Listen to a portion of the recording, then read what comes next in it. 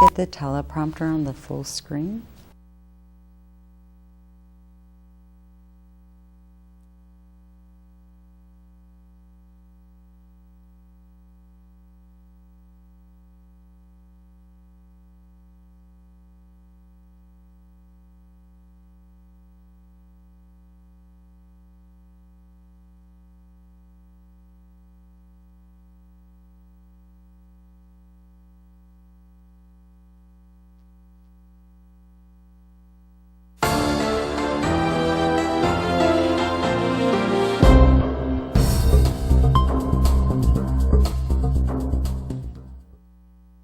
I'm Brandon Torres.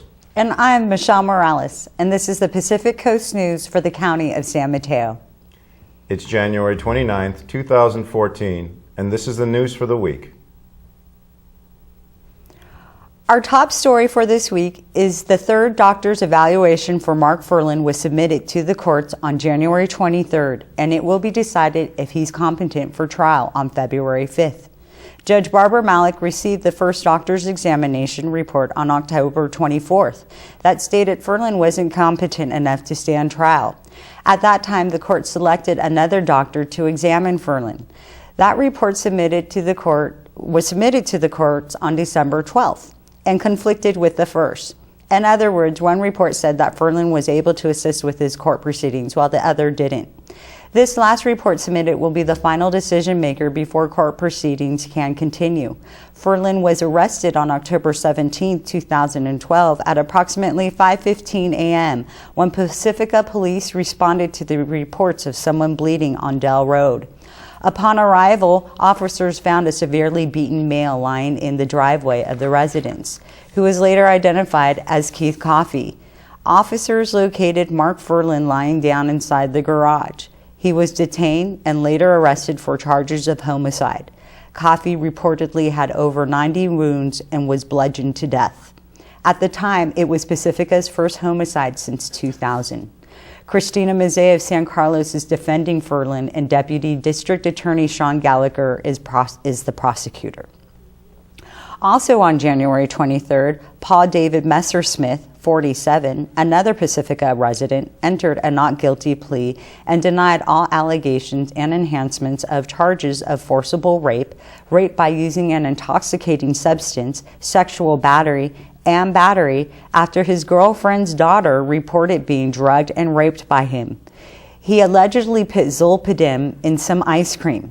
Zolpidem is typically better known by brand names like Ambien. He was arrested on December 11th, and the young woman reported the incident after waking up groggy. Messersmith's next appearance is for a preliminary hearing that is scheduled for February 7th at 9 a.m.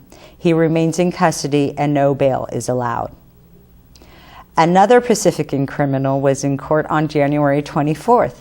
Jeremy Flynn Castro, 27, was arraigned for the charges of sexual battery, false imprisonment, and violating his probation for a similar act in San Francisco in 2012, and entered a plea of not guilty and denied all special allegations. Castro was arrested on December 23rd after the police received a report of sexual battery. Within 5 minutes of the assault, a Pacifica police officer located and arrested Castro on the 400 block of Manor Drive. The victim told responding officers that she was walking eastbound on Manor Drive near Monterey Road when she was approached by Castro, someone she didn't know, and reported being restrained and sexually battered by the suspect. When he was first arrested, his bail was set at $25,000. During his last court appearance, Judge Jonathan Koresh increased his bail to $100,000. His trial is scheduled for May 19th, and he remains in custody. Castro is being defended by public defender Mara Fager, and the court's prosecutor is District Attorney Keisha Lind. Now, moving to our coastal crime, we begin with a coastal rescue. A car went over an embankment near Manor and Heathcliff Drives on January 21st at around 3:45 p.m. According to the North County Fire Authority, 4 fire companies and a technical rescue unit responded to the call. The first arriving fire company determined there was only one passenger involved, but the car was approximately 300 feet below the embankment. Firefighters and paramedics rappelled down the cliffside using a rope rescue system. The driver complained of head, neck, and back pain and was extricated from the vehicle, placed on a backboard, treated for injuries, and placed into a basket and lifted to safety. The driver was then taken to a helispot at Oceana High School, where a CHP helicopter transported the driver to a trauma hospital. It's been over 2 weeks since the fatal hit and run on the 100 block of Palmetto Avenue. Pacifica Police Department are still investigating it and are asking for your assistance in trying to locate the suspect and his car. It's described as a gray or dark-colored vehicle, possibly a Monte Carlo or a Charger or similar type of vehicle. It was last seen heading towards Daly City on Palmetto Avenue at around 4:45 a.m. on January 14th. Excuse me, Brandon, that was 7:45 a.m. Thank you. When the police arrived, the incident, the caller informed them that the car had already fled the scene. Upon arrival, officers located a male subject in the roadway that had apparently been struck by a vehicle. The suspect was pronounced deceased at the scene by medics.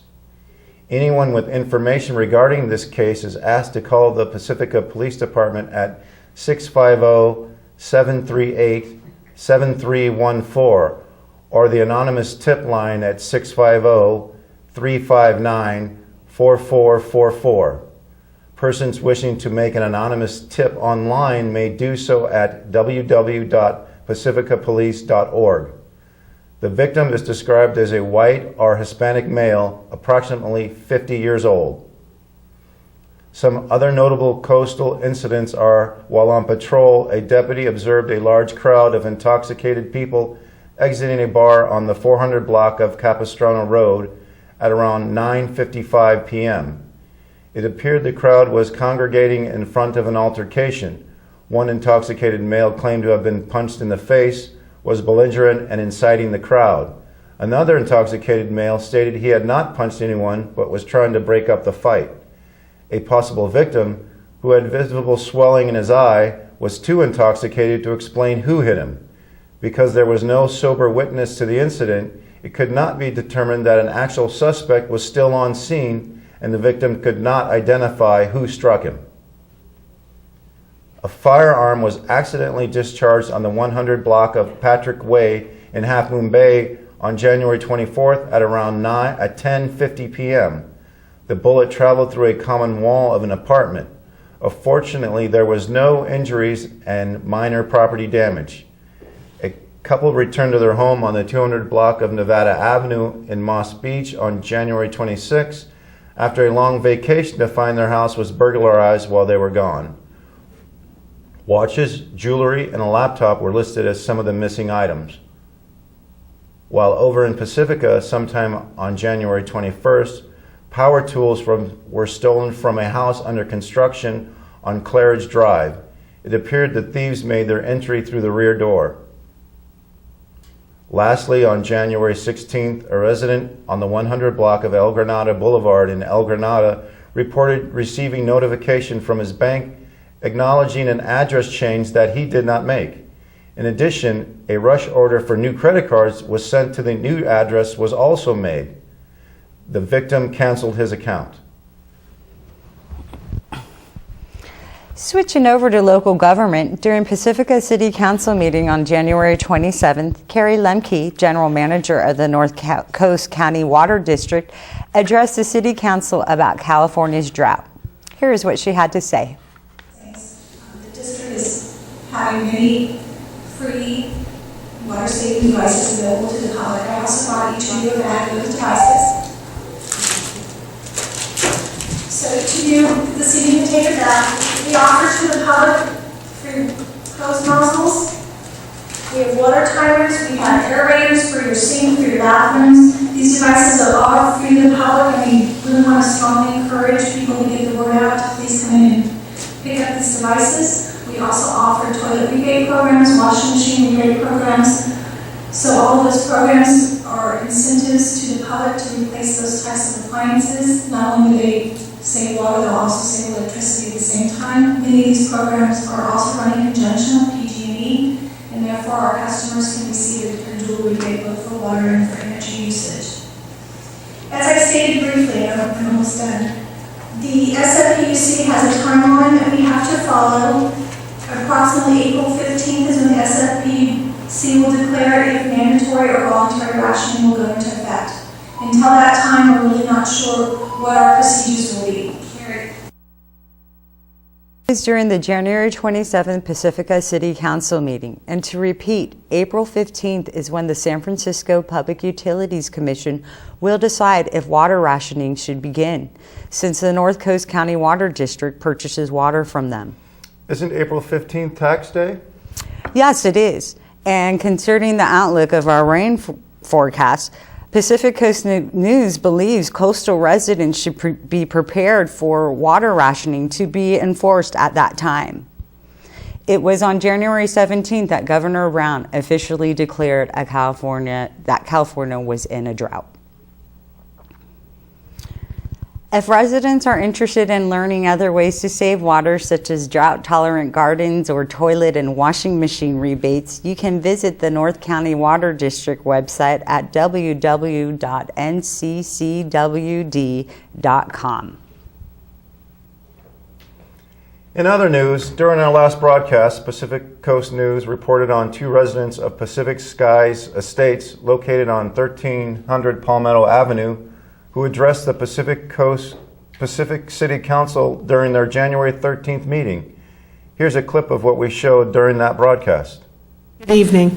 My name is Deborah Mallon. I'm one of the mobile homeowners fighting the $1,119 a month rent increase in Pacific Skies Estates. I'm here tonight because I believe someone within Pacifica city government threw us under the bus. On December the 13th, Jeff Hyman and Shirley Gibson through the San Mateo Legal Aid Society take on our case. Thank goodness, because with hindsight, we would have been like lambs to the slaughter without them. On December the 23rd, I received a copy of the park attorney's opening brief. The park is now requesting us to pay $78,000 in legal, accounting, and consulting fees. The hearing begins on January 6th as scheduled. On January 7th, our attorneys were prepared to discuss service reductions. The park's attorney objects as he claims there's been no notice of service reductions given. Our attorneys state letters were written and sent by homeowners and sent to the planning department. This is where I learned that none of our correspondence was included in the packet the judge received. We will never know what the judge's ruling would have been if he had been allowed to review the attorney's letter or our testimonials regarding the history of the park, the financial burden this increase would place on individuals, the deterioration of the park, service reductions, as well as loss of amenities. The park somehow knew these items hadn't been sent to the judge. Someone with influence in Pacifica's city government structure made a decision that our input had no value. Someone decided these documents weren't important, that we were not important. Again, someone threw us under the bus. We were engaged in what we considered a high-stake poker game, and we found out that we had no cards in our hand. I thought one of city government's duties was to protect its citizens. I'm with the group that's going to get this major rent increase also, and I'll make it as brief as possible, but I was stunned to find out that the hearing officer, who was a retired judge, didn't get my personal letter on how it affects me or any of the others that we sent in, and the brief from the attorney that we scraped enough money to get a brief sent to this hearing officer. What kind of planning commission that looks you in the eye and tells you that I will submit personal letters to the hearing officer for you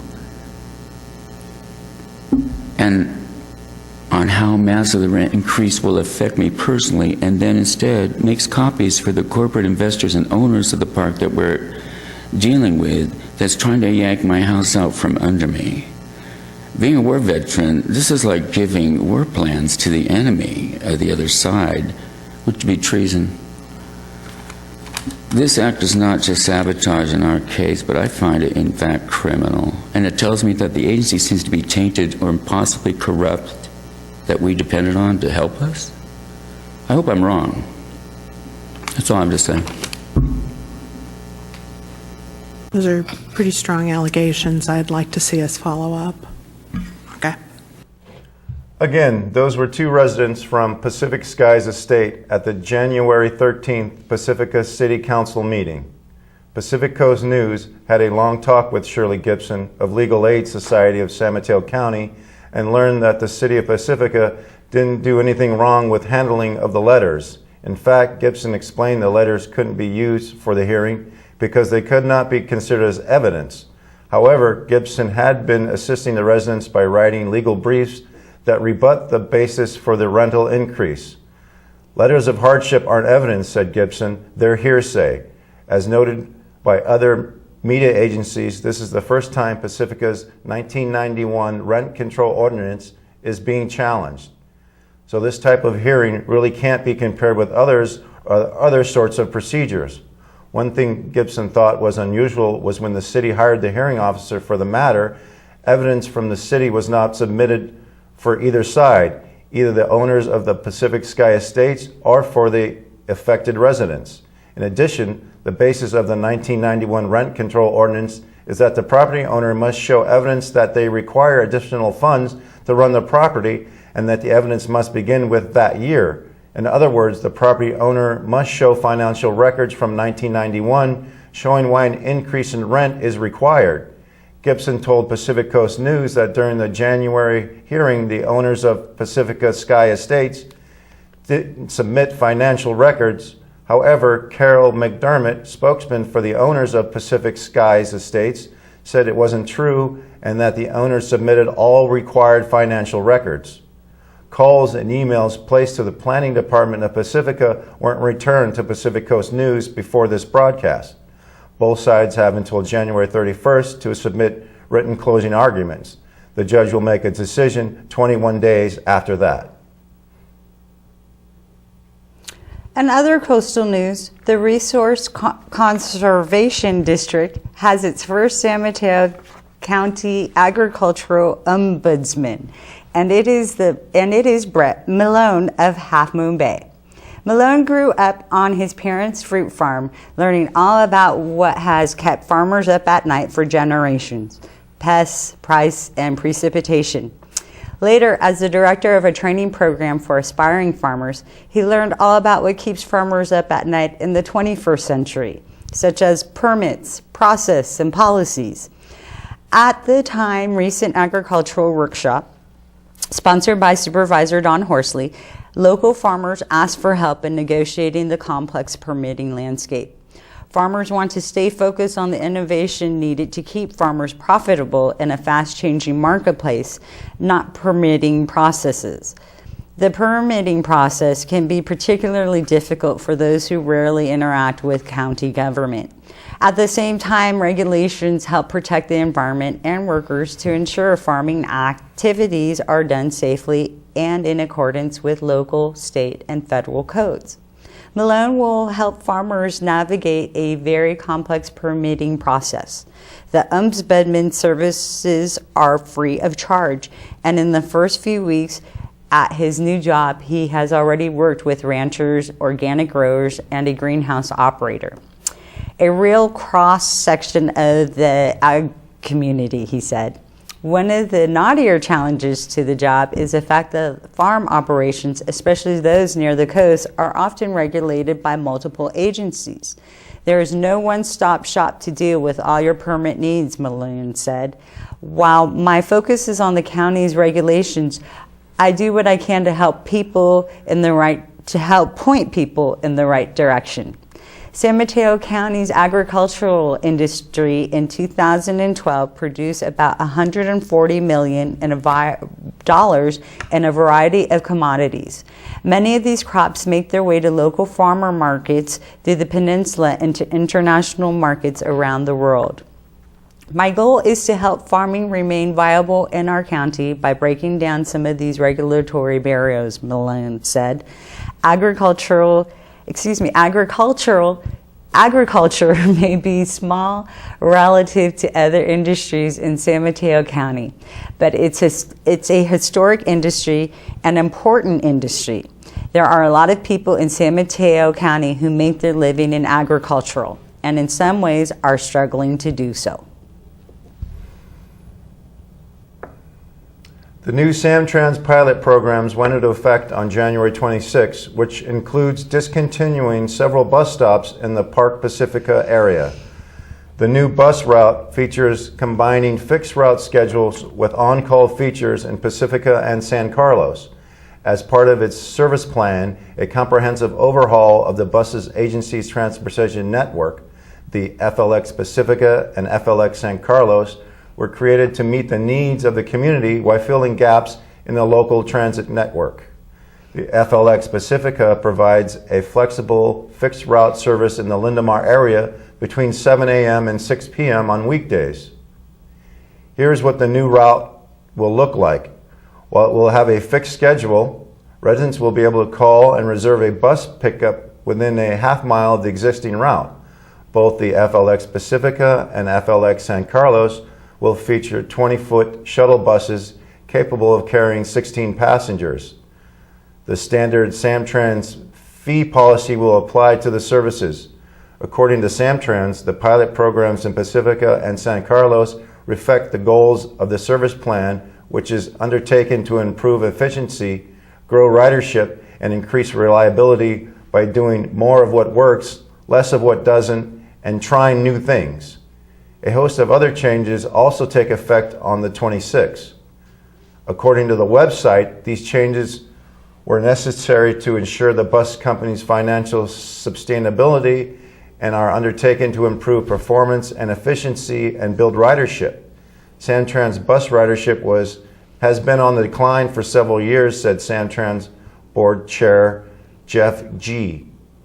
Maintaining the status quo was not a practical solution as the system operates within a structural deficit. The system needed a thorough review to ensure that the system was taking riders to and from where they needed to go, and if possible, reverse the decline in ridership. Capistrano Beach is one of the beaches that has elevated levels of indicator bacteria and has a sign posted to warn users that they may become ill if they engage in water activities in the posted area. San Mateo County routinely tests 43 natural recreational water sites each week by a combination of county staff and volunteers, primarily associated with the local chapter of the Surfrider Foundation. Samples are analyzed by the San Mateo County Public Health Laboratory for 3 bacteria indicator parameters specified by state regulations. These indicator bacteria include total coliform, E. coli, and Enterococcus. When high indicator bacteria levels are found, the site is posted with a warning sign and is retested to confirm the results. Warning signs are posted when bacteria standards have exceeded state swimming standards, but there is no confirmed source of contamination. Persons using recreational water posted by county health officials do so at their own risk. These signs are posted to alert the public that there may be a risk of illness associated with swimming in contaminated waters and are an advisory rather than a quarantine or beach closure. Warning signs are also posted at Surf at End West Point and Outer Harbor beaches. In addition, Martini Creek at Montera Beach and Pilarcitos Creek at the south end of Venice Beach have also tested for indicator bacteria and also have signs posted. When swimming at ocean beaches with creeks that cross the beach, it is best to practice to avoid recreational activities in the creeks, as well as the ocean water in the immediate area where the creek meets the ocean. While the creek water may look calmer and safer for you or your child to play in, it typically has higher bacteria counts than the ocean water. Also, avoid going in water during rainstorms. Swimming in areas close to urban streams and storm drain outlets should be avoided during and for up to 3 days after the end of a rainfall event due to the increased levels of bacteria caused by rainfall runoff. Well, it was not hard to know that the 2014 Mavericks Invitational was held on January 24th at Mark Pillar Point. Healy taking This year, the Mavericks Viewing Festival was held on the grounds at Oceana Hotel and Spa, was expanded to include the action on jumbo HD screens, music, food and entertainment, and exclusive commentary and access to the awards ceremony.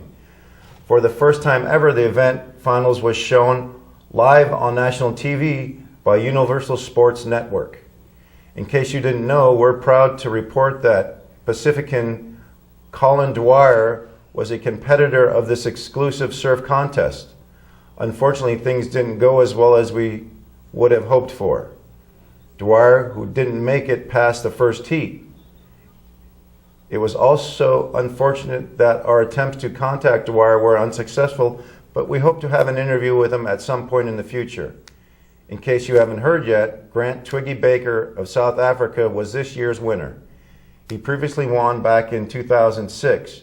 Shane Dorian of Hawaii came in second, while Ryan Augustine of Santa Cruz came in third. All in all, the event went very smoothly this year. Deputy Rebecca Rosenblatt of the San Mateo County Sheriff's Department said that the event was a success because there was no arrest made related to the event. She also said there were only 4 medical calls, none of which were serious in nature, and traffic was surprisingly manageable with somewhat of a backup along Highway 1 approaching Highway 92. But nothing close to as bad as was expected or as bad as it has been in past years. And that's the news on the coast for this week. Please note that we will have a different broadcasting schedule for the month of February. Please look for our broadcasts on February 7th and February 22nd, and please check PCT website for airing times. We're always interested in receiving news tips, suggestions, videos, or feedback. Please email us at pack_coast_news@yahoo.com. You can also follow us on Twitter, where we have the same handle, pack_coast_news. Again, our next broadcast will be February 7th. Please join us again then.